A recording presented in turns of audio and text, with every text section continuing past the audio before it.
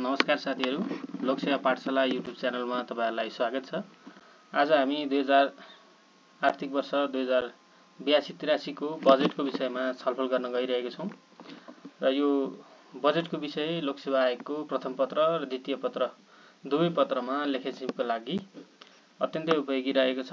र यो आर्थिक वर्ष 2082-83 को बजेटमा कुल बजेट 19 खर्ब 64 अर्ब 11 करोडको रहेको थियो, जसमा चालुतर्फ विनियोजन 11 खर्ब 80 अर्ब 98 करोड जुन कुल विनियोजनको 60.1% र पुँजीगत तर्फ 4 खर्ब 7 अर्ब 89 करोड कुल विनियोजनको 20.8% र वित्तीय व्यवस्थापन तर्फ 3 खर्ब 75 अर्ब 24 करोड कुल विनियोजनको 19.1% रहेको थियो।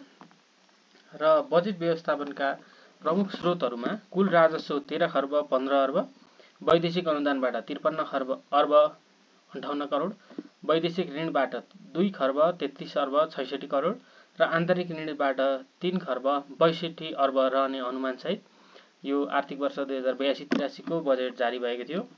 र यो बजेटका प्रमुख प्रावधानहरुमा बजेटका विशेषताहरु लेख्नुस्। आर्थिक वर्ष 2082-83 का बजेटका प्रमुख विशेषताहरु लेख्नुस् भन्दाखेरि उपयोगी हुने र अन्य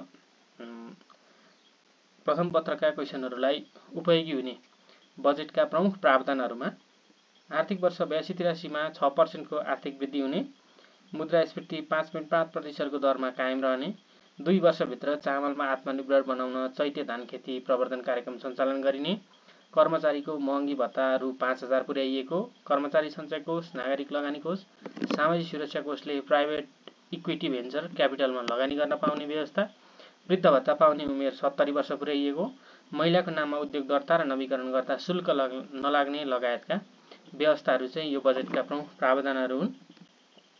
त्यसैगरी यो बजेटको उद्देश्य चाहिँ उच्च दिगो एवं फराकिलो आर्थिक वृद्धि हासिल गरी गरिबी निवारण गर्ने, उद्यमशीलता विकास र सार्वजनिक तथा निजी लगानी विस्तार गरी रोजगारी सृजना गर्ने, आधुनिक प्रविधिको प्रयोग बढाउँदै आर्थिक दक्षता वृद्धि गर्ने, सामाजिक संरक्षण एवं विकासका माध्यमबाट सामाजिक न्याय कायम गर्ने, गुणस्तरीय सार्वजनिक सेवा र सुशासन प्रवर्धन गर्ने रहेको थियो।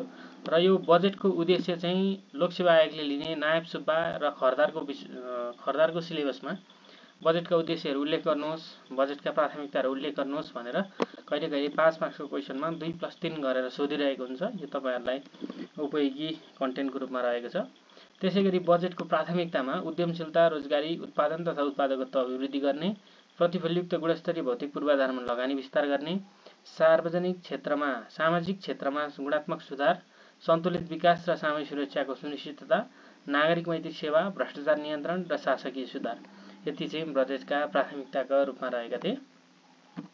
र नेपालमा बजेटको सुरुवात एवं बजेटको इतिहासका सम्बन्धमा विश्वमा सर्वप्रथम बजेट चाहिँ सन् 1713 मा बेलायतका रोबर्ट वालपोलको सरकारले ल्याएको थियो।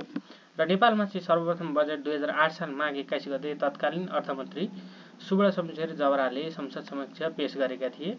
र यो बजेट चाहिँ 2008 सालमा जारी गरिएको पहिलो बजेट चाहिँ रु 5 करोड 25 लाख 29 हजारको रहेको थियो। र यसमा चाहिँ राजस्व चाहिँ 3 करोड 6 लाख 19 हजार हुने प्रक्षेपण गरिएको थियो। र पहिलो बजेटको प्राथमिकता चाहिँ कृषि र व्यापार रहेको थियो। र आर्थिक वर्ष 82-83 को नेपालको बजेट चाहिँ नेपालको बजेट इतिहासमा चाहिँ 79औं बजेटको रूपमा रहेको थियो। र लोकसेवा आयोगको तयारीसँग सम्बन्धित जानकारीका लागि लोकसेवा पाठशाला युट्युब च्यानललाई लाइक एवं सब्स्क्राइब गर्नुहोला। आजको लागि हस्, धन्यवाद।